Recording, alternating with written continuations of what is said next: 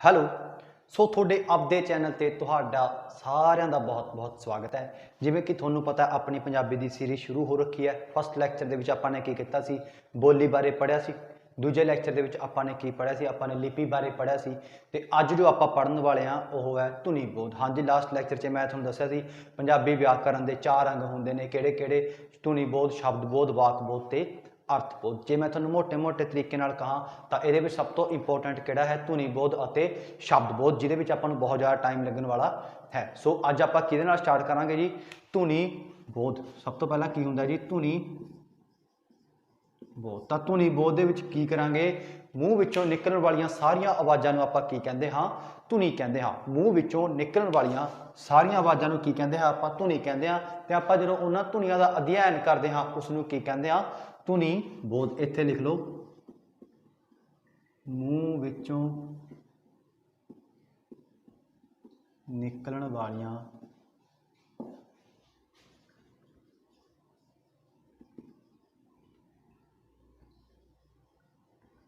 सारियां आवाज़ां नूं धुनी कहंदे हन अते धुनी दे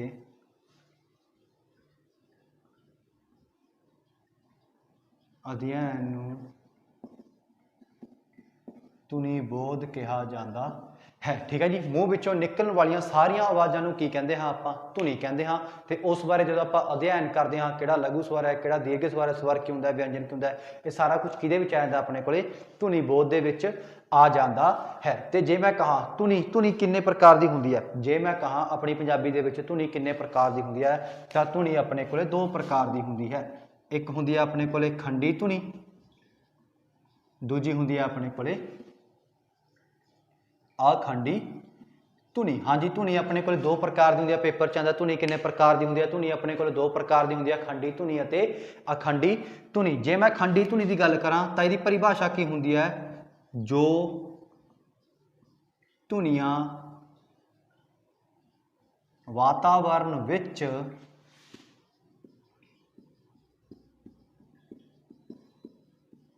सुतंत्र रूप विच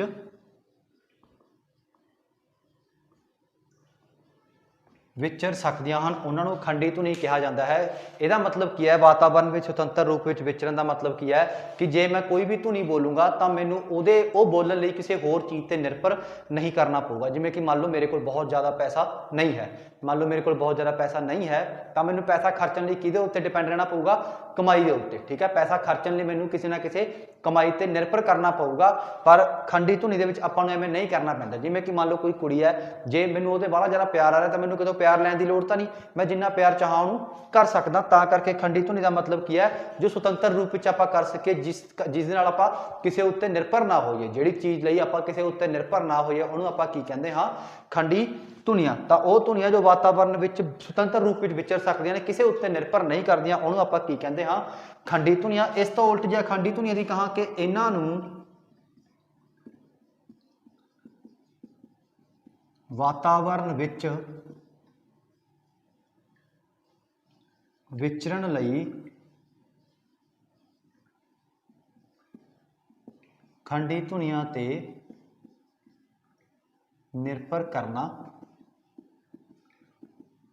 पैंदा है। ठीक है जी। इन्हां नूं वातावरण विच विचरण दे लई खंडी धुनियां ते निर्भर करना पैंदा है। ठीक है। सो अखंडी धुनियां ओह हुंदियां ने जिन्हां नूं खंडी धुनियां ते निर्भर करना पैंदा है, पर खंडी धुनियां वातावरण विच सुतंत्र रूप विच विचर सकदियां हन। जिवें कि जे मैं कहां इहदी सब तो वड्डी एग्जाम्पल की है? स्वर अते व्यंजन। स्वर अते व्यंजन, इहदी एग्जाम्पल की है? स्वर अते व्यंजन। तुहानूं पता है स्वर की हुंदे ने? स्वर की अगे परिभाषा आ जाती है कि स्वर की हुंदे ने? स्वर वह हवा है जदों हवा बेरोक ढिड दे विचों बाहर आउंदी है, उदों आपां की कह दिंदे आ? उहनूं स्वर कहंदे हन। कि लिख लो कि जिन्हां दे उच्चारण समय हवा बेरोक बाहर आउंदी है उसनूं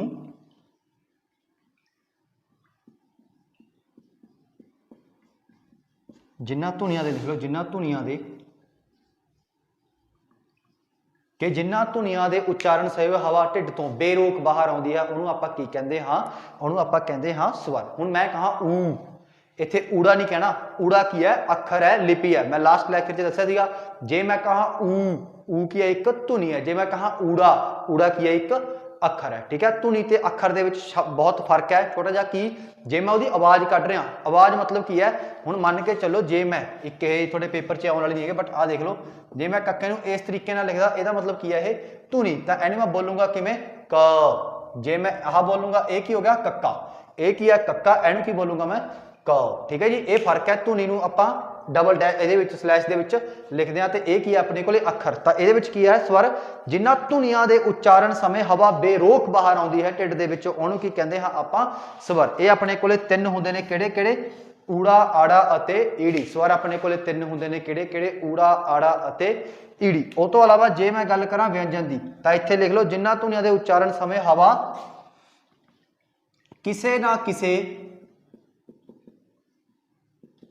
ਉਚਾਰਨ ਅੰਗ ਨਾਲ ਟਕਰਾ ਕੇ ਆਉਂਦੀ ਹੈ, ਉਸ ਨੂੰ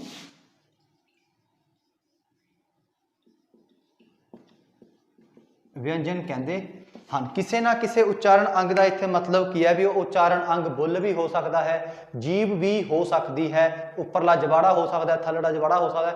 ਕੋਈ ਵੀ ਚੀਜ਼ ਜਦੋਂ ਉਚਾਰਨ ਅੰਗ ਦੇ ਨਾਲ ਖਹਿ ਕੇ ਆਉਂਦੀ ਹੈ, ਕੋਈ ਵੀ ਹਵਾ, ਧੁਨੀ ਜਦੋਂ ਆਪਾਂ ਬੋਲਦੇ ਹਾਂ, ਤਾਂ ਜਦੋਂ ਹਵਾ ਕਿਸੇ ਵੀ ਉਚਾਰਨ ਅੰਗ ਨਾਲ ਖਹਿ ਕੇ ਆਉਂਦੀ ਹੈ ਜਾਂ ਲੱਗ ਕੇ ਆਉਂਦੀ ਹੈ, ਤਾਂ ਉਹਨੂੰ ਆਪਾਂ ਕੀ ਕਹਿ ਦਿੰਦੇ ਹਾਂ, ਵਿਅੰਜਨ ਕਹਿ ਦਿੰਦੇ ਹਾਂ। ਤੇ ਜੇ ਮੈਂ ਵਿਅੰਜਨ ਦੀ ਗੱਲ ਕਰਾਂ, ਤਾਂ ਜਦੋਂ ਆਪਣੇ ਕੋਲੇ 35 ਅੱਖਰ ਸੀਗੇ, ਉਦੋਂ ਆਪਣੇ ਕੋਲੇ ਵਿਅੰਜਨ ਕਿੰਨੇ ਸੀਗੇ ਜੀ, 32। ਜਦੋਂ ਆਪਣੇ ਕੋਲੇ 35 ਅੱਖਰ ਸੀ, ਉਦੋਂ ਆਪਣੇ ਕੋਲੇ ਵਿਅੰਜਨ ਕਿੰਨੇ ਸੀ, 32। ਅੱਜ ਕੱਲ੍ਹ ਕਿੰਨੇ ਹੋ ਗਏ ਨੇ, 41 ਹੋ ਗਏ ਨੇ। ਤਾਂ 41 ਵੇਲੇ ਵਿਅੰਜਨ ਕਿੰਨੇ ਰਹਿ ਗਏ ਨੇ ਜੀ, 38 ਸੌਰੀ 38। ਅੱਜ ਕੱਲ੍ਹ ਵਿਅੰਜਨ ਕਿੰਨੇ ਰਹਿ ਗਏ ਜੀ, 38 ਰਹਿ ਗਏ। ਪਹਿਲਾਂ ਆਪਣੇ ਕੋਲੇ ਵਿਅੰਜਨ ਕਿੰਨੇ ਸੀਗੇ ਜੀ, 32 ਸੀ, ਜਦੋਂ ਆਪਣੇ ਕੋਲੇ 35 ਸੀ। ਇੱਕ ਪੇਪਰ 'ਚ ਹੋਰ ਕੁਐਸਚਨ ਆਉਂਦਾ ਹੈ ਕਿ ਅੱਜ ਕੱਲ੍ਹ ਗੁਰਮੁਖੀ ਨੂੰ ਕੀ ਕਿਹਾ ਜਾਂਦਾ ਹੈ, ਤਾਂ ਆਪਸ਼ਨ 'ਚ 41 ਵੀ ਆਉਂਦਾ। ਨਹੀਂ ਜੀ, 41 ਨਹੀਂ ਕਿਹਾ ਜਾਂਦਾ, ਨੋ ਡਾਊਟ ਉਹਦੇ ਵਿੱਚ ਅੱਖਰ 41 ਹੋ ਗਏ ਨੇ, ਬਟ ਉਹਨੂੰ ਅੱਜ ਵੀ ਨਾਮ ਕੀ ਲਿਆ ਜਾਂਦਾ, ਉਹਦਾ 35 ਅੱਖਰੀ ਜਾਂ 35 ਹੀ ਕਿਹਾ ਜਾਂਦਾ ਹੈ। ਨਾਮ ਉਹਦਾ 35 ਹੈ, ਚਾਹੇ ਉਹਦੇ ਵਿੱਚ ਅੱਖਰ 35 ਹੋ ਗਏ ਜਾਂ 41 ਹੋ ਗਏ, ਜਿੰਨੇ ਵੀ ਹੋ ਗਏ, ਤਾਂ ਉਹਨੂੰ ਕੀ ਕਿਹਾ ਜਾਂਦਾ ਹੈ, 35 ਹੀ ਕਿਹਾ ਜਾਂਦਾ ਹੈ। ਤੇ ਇਹ ਸਾਰਾ ਕੁਝ ਸੀਗਾ ਜੀ ਆਪਣੇ ਕੋਲੇ। ਜਿਹੜੀ ਵੀ ਵਰਣਮਾਲਾ ਹੁੰਦੀ ਹੈ, ਦੇਖੋ, ਜੇ ਮੈਂ ਵਰਣਮਾਲਾ ਕਹਾਂ, ਵਰਣਮਾਲਾ ਦਾ ਮਤਲਬ ਕੀ ਹੈ ਕਿ ਅੱਖਰਾਂ ਜਾਂ ਵਰਨਾਂ ਨੂੰ ਤਰਤੀਬ ਵਿੱਚ ਲਗਾਉਣਾ ਵਰਣਮਾਲਾ कहलाउंदा है। इत्थे एक शब्द है तरतीब। तरतीब का मतलब की हुंदा है भी जे मैं ABCD लिख रहा या ऊड़ा आड़ा लिख रहा, ऊड़ा एड़ा सॉरी, तो उन्होंने की है ABC ही लिखूंगा मैं, ऐ नहीं है CBA करके लिख दूंगा। तरतीब का मतलब होंदा एक फिक्स पैटर्न होंदा, उस पैटर्न के उत्ते आपां कोई भी वर्णमाला लिखते हैं। ठीक है जी। तो पंजाबी की वर्णमाला के आप किवें लिखते हैं, ऊड़े तो शुरू करते हैं। जे पहला की गल करिए तो ऊड़े तो शुरू करके आप रड़े तक जाते थे, अजकल ऊड़े तो शुरू करके आप लल्ले पैर बिंदी तक जाते हैं। ये उदों से जो 35 अखर से, ये अज ने जो की हो गए 41 अखर हो गए। ये सारा कुछ सीगा जी। खंडी धुनियां बारे थोड़ा जिहा रिवाइज कर देना मैं। धुनी बोध मूँह विचों निकलण वालियां सारियां आवाज़ां नूं धुनी कहते हैं, तो धुनी के अध्ययन नूं की कहते हैं, धुनी बोध कहते हैं। धुनी दो प्रकार की होंदी है, खंडी ते अखंडी। जो धुनियां वातावरण में सुतंत्र रूप में विचर सकदियां ने, उन्हां नूं आपां की कहते हैं, खंडी धुनियां। जो वातावरण में विचरण लई खंडी धुनियां ते निर्भर करदियां हन, उहनूं आपां की कहते हैं, अखंडी धुनियां। ते खंडी धुनियां अगे दो प्रकार दी हुंदियां ने, स्वर अते व्यंजन। जिवें अखंडी धुनियां की गल करां, ये आपां हुणी पढ़ांगे। तो स्वर ते व्यंजन की खास गल की है, पेपर 'च आउंदा है कि जिन्हां धुनियां दे उच्चारण समय हवा बेरोक बाहर आउंदी है, उहनूं आपां स्वर कहंदे हां। ते जिन्हां धुनियां दे समय हवा किसी ना किसी उच्चारण अंग नाल, उच्चारण अंग कोई भी हो सकदा, बोलो सारा, जीभ हो सकदा, तालवा हो सकदा, उदों आती है, उन्होंने आप की कहते हाँ, व्यंजन कहते हाँ। तो जे मैं कहा स्वर की गिनती कितनी है, 3 है, ऊड़ा एड़ा ईड़ी। तो व्यंजन की गिनती पहला 32 सी, हुण कितनी होगी 38। तो यह वर्णमाला, वर्णमाला का मतलब कहता अखर या वर्णा नूं तरतीब विच लगाउणा वर्णमाला कहलाउंदा है। तो जे मैं कहा ऊड़े तो डाड़े तक हुंदा सी, पहला 35 अखर हुंदे सी, अजकल ऊड़े तो लल्ले पैर बिंदी हो गए, कितने अखर हो गए 41। तो जिहड़े 6 अखर ऐड होए ने, ये किहड़े होए ने, पैर बिंदी वाले। ये किहड़े अखर ऐड होए ने, पैर बिंदी वाले। तो किहड़ी भाषा तो लए गए ने जी, फारसी भाषा तो लए गए ने। पेपर का मोस्ट इंपोर्टेंट क्वेश्चन कि ये किहड़ी भाषा तो लए गए ने, तो ये फारसी भाषा तो लए गए हाँ। ठीक है जी, ये फारसी भाषा तो लए गए ने। तो जे मैं कहा सब तो अखीर दे विच किहड़ा अखर ऐड होया है, तो सब तो अखीर दे विच किहड़ा अखर ऐड होया, लल्ले पैर बिंदी। तो किहने कीता है, पंजाबी ਭਾਸ਼ਾ ਵਿਭਾਗ ਪਟਿਆਲਾ ਦੇ ਦੁਆਰਾ ਕੀ ਕੀਤਾ ਗਿਆ ਜੀ, ਇਹ ਐਡ ਕੀਤਾ ਗਿਆ ਹੈ। ਤਾਂ ਲੱਲੇ ਪੈਰ ਬਿੰਦੀ ਕਿਹਦੇ ਦੁਆਰਾ ਐਡ ਕੀਤਾ ਗਿਆ ਹੈ, ਪੰਜਾਬੀ ਭਾਸ਼ਾ ਵਿਭਾਗ ਪਟਿਆਲਾ। ਤੇ ਜੇ ਮੈਂ ਕਹਾਂ ਪੰਜਾਬੀ ਭਾਸ਼ਾ ਵਿਭਾਗ ਪਟਿਆਲਾ ਦੀ ਸਥਾਪਨਾ ਕਦੋਂ ਹੋਈ ਸੀ, ਤਾਂ 1956 ਦੇ ਵਿੱਚ ਇਹਨਾਂ ਦੀ ਕੀ ਹੋਈ ਸੀ ਜੀ, ਸਥਾਪਨਾ ਹੋਈ ਸੀ। ਕਲੀਅਰ ਹੈ ਜੀ। ਆਪਾਂ ਨੇ ਉਰ ਤੱਕ ਪੜ੍ਹ ਲਿਆ ਕਿ ਧੁਨੀ ਬੋਧ ਕੀ ਹੁੰਦਾ, ਖੰਡੀ ਧੁਨੀਆਂ ਕੀ ਹੁੰਦੀਆਂ ਨੇ। ਜੋ ਅਗਲਾ ਲੈਕਚਰ ਆਊਗਾ ਉਹਦੇ ਵਿੱਚ ਆਪਾਂ ਸਵਰ ਤੇ ਵਿਅੰਜਨ ਦੇ ਬਾਰੇ ਪੜਾਂਗੇ। ਅੱਜ ਆਪਾਂ ਸਿਰਫ ਅਖੰਡੀ ਧੁਨੀਆਂ ਬਾਰੇ ਪੜਾਂਗੇ। ਅਖੰਡੀ ਧੁਨੀਆਂ ਕੀ ਹੁੰਦੀਆਂ ਨੇ, ਜਿਨ੍ਹਾਂ ਨੂੰ ਵਾਤਾਵਰਣ ਵਿਚਰਨ ਲਈ ਖੰਡੀ ਧੁਨੀਆਂ ਤੇ ਨਿਰਭਰ ਕਰਨਾ ਪੈਂਦਾ ਹੈ। ਖੰਡੀ ਧੁਨੀਆਂ ਦਾ ਇੱਕ ਓਵਰਵਿਊ ਮੈਂ ਤੁਹਾਨੂੰ ਦੇ ਚੁੱਕਿਆ ਤੇ ਇਹ ਤੋਂ ਅੱਗੇ ਦੀ ਗੱਲ ਆਪਾਂ ਖੰਡੀ ਧੁਨੀਆਂ ਦੀ ਬਾਅਦ ਚੋਂ ਕਰਾਂਗੇ। ਹੁਣ ਆਪਾਂ ਕੀ ਪੜਾਂਗੇ ਜੀ, ਅਖੰਡੀ ਧੁਨੀਆਂ ਕੀ ਹੁੰਦੀਆਂ ਨੇ। ਅਖੰਡੀ ਧੁਨੀਆਂ ਕੀ ਹੁੰਦੀਆਂ ਨੇ।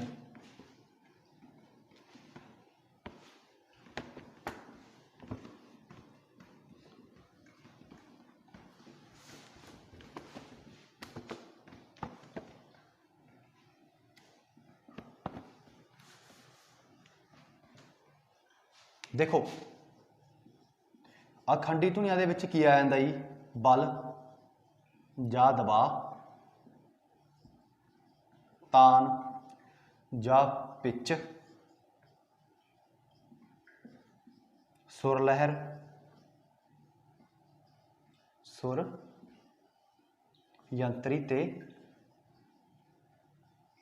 नासिकता। ये सारा किहदे विच आ जांदा, अखंडी धुनिया दे विच आ जांदा। किसे किसे दे विच तान या पिच नहीं दिता हुंदा, किसे किसे बुक्स दे विच दिता है, बट मेनली किहने बल, तान या पिच, सुर लहर, सुर यंत्री ते नासिकता। बल दबाव का मतलब की है, जे मैं एक शब्द कहा रब, धुनी ते जाओ शब्दां ते ना जाओ, रब, तो यह की बन गया रब। हिंदी दे विच आपां रब कहने आ, पर जे मैं पंजाबी की गल करां तां की कहना मैं रब। तो जो आप दबाव की आवाज़ पा दें या बल पा दें किसी भी शब्दों के विच, तां उहनूं आपां की कह दें बल जा दबाव। अखंडी धुनी, धुनी का मतलब की है इत्थे जी अब, अब एक धुनी है, मतलब मैं शब्द नहीं ले रहा, अब ते अब, एक अब दाब पै गया, इहनूं आपां ने की कहता, बल जा दबाव कहता। तो अखंडी धुनी दे विच बल जा दबाव का मतलब की है, जो आपां अदक ला दिंदे आ तो अदक एक की आ गई, अखंडी धुनी आ गई। इहदा मतलब की है एक दाब पैदा करना। ठीक है।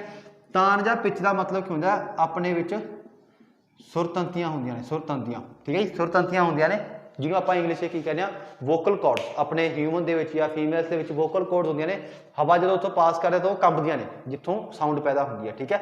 इतने वोकल कॉर्ड होंगे ने, जो सुरतंतियां कंबदियां ने, तो अपने को आवाज़ पैदा होती है। तो जिन्नी तेज चलूगी, मतलब जिन्नी वो ज़्यादा हिलूगी सुरतंतियां दोनों, उन्नी अपने को आवाज़ की होगी, तिखी होगी। जिन्नी सुरतंतियां ज़्यादा हिलणगियां उन्नी अपनी आवाज़ की होगी, तिखी होगी। तो उन्होंने ही की कहते हैं आप तान या पिच। जिवें मैं एक शब्द कह रहा, मैं भी जाता है, एक मैं कहा जाता है। ठीक है। जिवें नींजे की टैक्नीक देखो, जो नींजा गाता उच्चे स्केल से, जिन्होंं आप स्केल कह दें, कुल मिला के उही की है तान या पिच। जिवें उस्ताद दसो साहब गाते थे तो उच्ची ते उच्चे स्केल से गाते थे, जिन्होंने आप कहते हैं जो आवाज़ तिखी हो जाती है उन्होंने आप की कह दें उच्ची पिच, जो आवाज़ नीवी हो जाती है उन्होंने आप की कह दें नीवी पिच। ठीक है जी। तो सुरतंतियां के हिलन से यह निर्भर करती है। जे मैं सुर लहर की गल करा, हुण जिवें मान लो मैं कहा कि यह शब्दों लिए वरत्या जाता है, यह शब्द लिए वरत्या जाता, मतलब जिवें मैं कहा कि राजा, राजा एक नॉर्मल पिच ते है। तो जे मैं कहा राणी, जे मैं राणी कहदा, यह की हो गया लोअर टू हाई। एक रानी, यह की हो गया उपर नूं। जे मैं कहा चोर, चोर उपरों थले आना, तो यह किहदे लई हुंदा जी, शब्दों के लिए हुंदा। तान या पिच यह किहदे लई होगी, शब्दों के लिए। जे मैं सुर लहर की गल करा तो यह वाक के लिए हुंदी है। सुर लहर काहदे लई हुंदी है, वाक के लिए। जिवें यह तीन प्रकार का हुंदा, एक हुंदा बयानिया,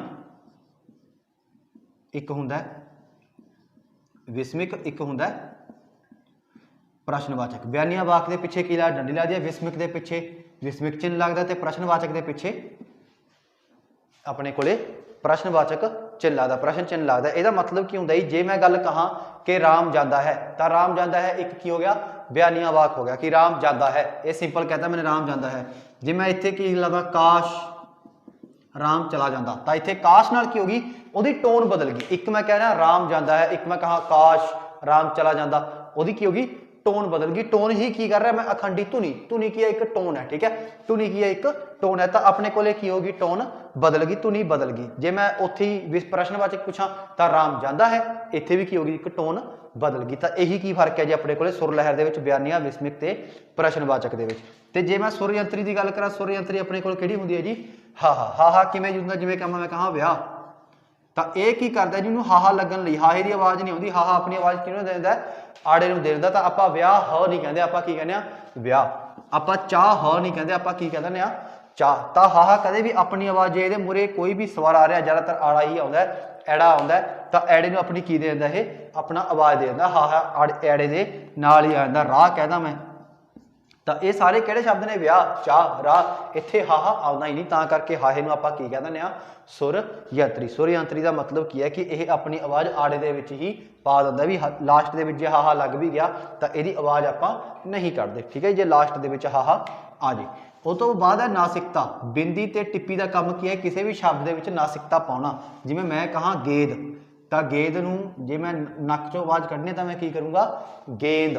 ਗੇਂਦ ਨੂੰ ਕੀ ਹੋ ਜਾਊਗਾ, ਗੇਂਦ। ਜੇ ਮੈਂ ਕਹੂੰਗਾ ਜ਼ਿਆਦਾ ਤਾਂ ਜਾਂਦਾ, ਜਾਂਦੇ ਲਈ ਮੈਂ ਕੀ ਕਰੂੰਗਾ, ਉੱਪਰ ਬਿੰਦੀ ਪਾਊਗਾ। ਉਹੀ ਜੇ ਮੈਂ ਕਹਾਂ ਵਿਧੀ, ਤਾਂ ਇਹਨੂੰ ਬਿੰਦੀ ਬਣਾਉਣ ਲਈ ਮੈਂ ਕੀ ਪਾ ਦੂੰਗਾ, ਟਿੱਪੀ। ਤਾਂ ਨਾਸਿਕਤਾ ਲਈ ਆਪਾਂ ਨੱਕ ਚੋਂ ਆਵਾਜ਼ ਦੇਣ ਲਈ, ਧੁਨੀ ਦੇਣ ਲਈ ਆਪਾਂ ਕਿਹਦੇ ਉੱਤੇ ਨਿਰਭਰ ਆ, ਦੇਖੋ ਇਹ ਸਾਰੇ ਦੇ ਵਿੱਚ ਆਪਾਂ ਕਿਤੇ ਨਾ ਕਿਤੇ ਨਿਰਭਰ ਆ। ਅੱਧਕ ਲਈ ਆਪਾਂ ਆ ਦੋ ਅੱਖਰਾਂ ਤੇ ਨਿਰਭਰ ਆ।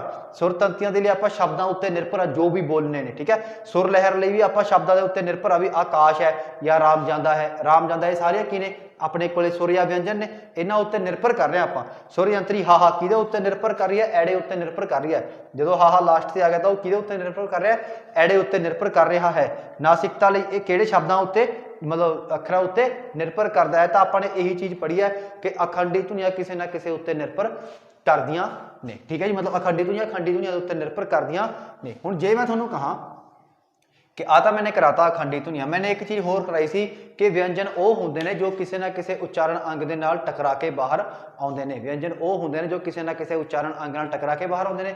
ਤੇ ਜੇ ਮੈਂ ਕਹਾਂ ਆਪਣੇ ਕੋਲੇ ਦੋ ਪ੍ਰਕਾਰ ਦੇ ਉਚਾਰਨ ਅੰਗ ਹੁੰਦੇ ਨੇ, ਆਪਣੇ ਕੋਲੇ ਦੋ ਪ੍ਰਕਾਰ ਦੇ ਉਚਾਰਨ ਅੰਗ ਹੁੰਦੇ ਨੇ, ਕਿਹੜੇ ਕਿਹੜੇ, ਇੱਕ ਹੁੰਦਾ ਆਪਣੇ ਕੋਲੇ ਸੁਸਤ ਉਚਾਰਨ ਅੰਗ, ਇੱਕ ਹੁੰਦਾ ਆਪਣੇ ਕੋਲੇ ਚੁਸਤ ਉਚਾਰਨ ਅੰਗ। ਤੇ ਜੇ ਮੈਂ ਸੁਸਤ ਉਚਾਰਨ ਅੰਗ ਦੀ ਗੱਲ ਕਰਾਂ ਤਾਂ ਇਹਦਾ ਮਤਲਬ ਕੀ ਹੈ, ਜਦੋਂ ਆਪਾਂ ਬੋਲਦੇ ਹਾਂ ਤਾਂ ਇਹ ਬਹੁਤ ਘੱਟ ਹਿੱਲਦਾ ਹੈ। ਤੇ ਇਹ ਕਿਹੜੇ ਕਿਹੜੇ ਹੁੰਦੇ ਨੇ, ਉੱਪਰਲਾ ਬੁੱਲ ਅਤੇ ਉੱਪਰਲਾ ਜਵਾੜਾ। ਇਹ ਕੀ ਕਰਦੇ ਨੇ, ਜਦੋਂ ਵੀ ਆਪਾਂ ਕੁਝ ਬੋਲਦੇ ਹਾਂ ਤਾਂ ਇਹ ਬਹੁਤ ਜ਼ਿਆਦਾ ਘੱਟ ਬੋਲਦੇ ਨੇ। ਜਿਵੇਂ ਆਪਣੇ ਇੱਕ ਭੂਤਪੂਰਵ ਪ੍ਰਧਾਨ ਮੰਤਰੀ ਜੀ ਸੀ, ਜਿਹੜੇ ਬਹੁਤ ਜ਼ਿਆਦਾ ਘੱਟ ਬੋਲਦੇ ਸੀ, ਬਟ ਹਰੇਕ ਵਾਰੀ ਘੱਟ ਬੋਲਣ ਦਾ ਮਤਲਬ ਇਹ ਨਹੀਂ ਹੁੰਦਾ ਕਿ ਉਹ ਬੰਦੇ 'ਚ ਦਿਮਾਗ ਘੱਟ ਹੈ ਤੇ ਉਹ ਬਹੁਤ ਜ਼ਿਆਦਾ ਪੜ੍ਹੇ ਲਿਖੇ ਸੀਗੇ, ਠੀਕ ਹੈ। ਉਹਨਾਂ ਦੀ ਕੁਝ ਮਜਬੂਰੀਆਂ ਰਹੀਆਂ ਹੋਣਗੀਆਂ, ਚਲੋ ਇਹ ਮੰਨ ਕੇ ਚਲੋ ਵੀ ਉਹ ਘੱਟ ਬੋਲਦੇ ਸੀ। ਤੇ ਜਿਹੜਾ ਅੱਜ ਕੱਲ੍ਹ ਜ਼ਿਆਦਾ ਬੋਲਦਾ ਉਹਦਾ ਹਾਲ ਤੁਸੀਂ ਦੇਖ ਹੀ ਰਹੇ ਹੋ, ਠੀਕ ਹੈ ਜੀ। ਸੋ ਅੱਗੇ ਆਪਣੇ ਕੋਲੇ ਕੀ ਹੈ, ਚੁਸਤ ਉਚਾਰਨ ਅੰਗ। ਚੁਸਤ ਉਚਾਰਨ ਅੰਗ ਦਾ ਮਤਲਬ ਕੀ ਹੁੰਦਾ, ਜਿਹੜੇ ਬੋਲਣ ਲੱਗੇ ਜ਼ਿਆਦਾ ਹਿੱਲਦੇ ਨੇ। ਜਿਵੇਂ ਕਿ ਜੀਭ, ਆਪਾਂ ਕਹਿੰਦੇ ਨਾ ਜੀਭ ਸੰਭਾਲ ਕੇ ਗੱਲ ਕਰ, ਤਾਂ ਇਹਦਾ ਮਤਲਬ ਕੀ ਹੈ, ਜੀਭ ਕੀ ਹੈ, ਇੱਕ ਬਹੁਤ ਤਕੜਾ ਉਚਾਰਨ ਅੰਗ ਹੈ। ਸਿਆਣੇ ਕਹਿੰਦੇ ਨੇ ਕਿ ਬੰਦਾ ਬੰਦੂਕ ਦੇ ਫੱਟ ਨਾਲ ਵੱਜ ਜਾਂਦਾ ਪਰ ਜੀਭ ਦੇ ਫੱਟ ਨਾਲ ਨਹੀਂ ਵੱਜਦਾ। ਤੇ ਚੁਸਤ ਉਚਾਰਨ ਅੰਗ। ਤੇ ਅਗਲਾ ਹੁੰਦਾ ਆਪਣੇ ਕੋਲੇ ਹੇਠਲਾ ਬੁੱਲ। ਹੇਠਲਾ ਬੁੱਲ ਵੀ ਕੀ ਹੈ ਜੀ, ਬਹੁਤ ਜ਼ਿਆਦਾ ਕੰਮ ਦਿੰਦਾ ਹੈ। ਸੋ ਇੱਥੇ ਆਪਾਂ ਉਸ ਕੰਮ ਦੀ ਗੱਲ ਕਰਾਂਗੇ ਜੋ ਆਪਣੇ ਪੇਪਰ ਲਈ ਜ਼ਰੂਰੀ ਹੈ, ਕਿ ਹੇਠਲਾ ਬੁੱਲ ਜਦੋਂ ਆਪਾਂ ਬੋਲਦੇ ਹਾਂ ਤਾਂ ਉਦੋਂ ਹਿਲਦਾ ਹੈ। ਚੁਸਤ ਉਚਾਰਨ ਕਿਹੜੇ ਹੁੰਦੇ ਨੇ, ਜੀਭ ਤੇ ਹੇਠਲਾ ਬੁੱਲ। ਸੁਸਤ ਉਚਾਰਨ ਕਿਹੜੇ ਹੁੰਦੇ ਨੇ, ਉੱਪਰਲਾ ਬੁੱਲ ਤੇ ਉੱਪਰਲਾ ਜਬਾੜਾ। ਸੋ ਇਹ ਸੀਗਾ ਅਖੰਡੀ ਧੁਨੀਆਂ ਦੇ ਬਾਰੇ। ਧੁਨੀ ਬਾਰੇ, ਧੁਨੀ ਦੋ ਪ੍ਰਕਾਰ ਦੀਆਂ, ਖੰਡੀ ਤੇ ਅਖੰਡੀ, ਉਹ ਸਾਰਾ ਕੁਝ ਆਪਾਂ ਨੇ ਪੜ੍ਹ ਲਿਆ। ਉਹ ਤੋਂ ਬਾਅਦ ਅਗਲੇ ਲੈਕਚਰ ਦੇ ਵਿੱਚ ਆਪਾਂ ਕੀ ਪੜ੍ਹਾਂਗੇ ਜੀ, ਖੰਡੀ ਧੁਨੀਆਂ। ਖੰਡੀ ਧੁਨੀਆਂ ਕੀ ਹੁੰਦੀਆਂ ਨੇ, ਪੰਜਾਬੀ ਵਰਨਮਾਲਾ ਕੀ ਹੁੰਦੀ ਹੈ, ਸਾਰਾ ਕੁਝ ਆਪਾਂ ਕਿਹਦੇ ਵਿੱਚ ਪੜ੍ਹਾਂਗੇ, ਆਪਣੇ ਅਗਲੇ ਲੈਕਚਰ ਦੇ ਵਿੱਚ ਪੜ੍ਹਾਂਗੇ। ਤੇ ਜਾਂਦੇ ਜਾਂਦੇ ਇੱਕ ਮੈਂ ਬਹੁਤ ਹੀ ਸੋਹਣੇ ਸ਼ੇਰ ਦੇ ਨਾਲ ਤੁਹਾਨੂੰ ਅਲਵਿਦਾ ਕਹੂੰਗਾ ਕਿ ਹਰ ਵਾਰ ਪਹਿਲ ਤੇ ਆਉਣ ਵਾਲੇ ਦੀ ਜਿੱਤ ਨਹੀਂ ਹੁੰਦੀ। ਹਰ ਵਾਰ ਪਹਿਲ ਤੇ ਆਉਣ ਵਾਲੇ ਦੀ ਜਿੱਤ ਨਹੀਂ ਹੁੰਦੀ, ਕਿਉਂਕਿ ਸ਼ੁਰੂਆਤੀ ਲਕੀਰ ਸਭ ਲਈ ਇੱਕ ਨਹੀਂ ਹੁੰਦੀ। ਸੋ ਆਪਣੀ ਤਿਆਰੀ ਨੂੰ ਜੋਰਾਂ ਸ਼ੋਰਾਂ ਤੇ ਰੱਖੋ। ਤੇ ਇਹਦੇ ਨਾਲ ਹੀ ਮੈਂ ਤੁਹਾਨੂੰ ਇੱਕ ਅਨਾਉਂਸਮੈਂਟ ਕਰਦਾ, ਆਪਣੇ ਕੋਲੇ ਇੱਕ ਮੌਕ ਟੈਸਟ ਜਿਹੜੇ ਵੀ PSSB ਦੇ ਜਿਹੜੇ ਵੀ ਪੇਪਰ ਆ ਰਹੇ ਨੇ, ਉਹਨਾਂ ਦੇ ਮੌਕ ਟੈਸਟ ਆਪਣੇ ਕੋਲੇ ਆ ਗਏ ਨੇ। ਸਾਡੀ ਬੁੱਕ ਲਾਂਚ ਹੋ ਚੁੱਕੀ ਹੈ, ਠੀਕ ਹੈ। ਸੋ ਜਿਹਨੇ ਵੀ ਉਹ ਲੈਣੀ ਆ ਦਿੱਤੇ ਨੰਬਰ ਤੇ ਸਾਨੂੰ ਕੰਟੈਕਟ ਕਰ ਸਕਦਾ ਹੈ। ਸਿਰਫ 300 ਦੇ ਵਿੱਚ ਤੁਸੀਂ ਐ ਮੰਨ ਕੇ ਚੱਲੋ, ਤੁਹਾਡੀ ਪੂਰੀ ਪ੍ਰੋਪਰ ਦੀ ਪੇਪਰ ਦੀ ਜੋ ਵੀ ਤਿਆਰੀ ਆ ਉਹ ਸਾਰੀ ਸ਼ੁਰੂ ਤੋਂ ਲੈ ਕੇ ਐਂਡ ਤੱਕ ਤੁਹਾਡੀ ਇੱਕ ਰਿਵੀਜ਼ਨ ਹੈ। ਤੁਸੀਂ ਆਪਣੇ ਮੌਕ ਟੈਸਟ ਦੇ ਸਕਦੇ ਹੋ, ਆਪਣਾ ਜੋ ਵੀ ਤੁਸੀਂ ਕਿੱਥੇ ਸਟੈਂਡ ਕਰ ਰਹੇ ਹੋ, ਕਿੱਥੇ ਤੁਹਾਨੂੰ ਹੋਰ ਪੜ੍ਹਨ ਦੀ ਲੋੜ ਹੈ ਤੇ ਕਿੱਥੇ ਬਸ ਤੁਹਾਨੂੰ ਇੰਨੀ ਕੀ ਲੋੜ, ਜੋ ਪੜ੍ਹਦੇ ਹੋ ਬਹੁਤ ਹੈ, ਉਹਦੀ ਸਾਰੀ ਗੱਲਬਾਤ ਸਾਡੇ ਮੌਕ ਟੈਸਟ ਦੇ ਵਿੱਚ ਹੈਗੀ ਆ। ਸੋ ਉਹਨੂੰ ਅਵੇਲ ਕਰਨ ਦੇ ਲਈ ਤੁਸੀਂ ਆਹ ਨੰਬਰ ਤੇ ਕੰਟੈਕਟ ਕਰ ਸਕਦੇ ਹੋ। Thank you very much.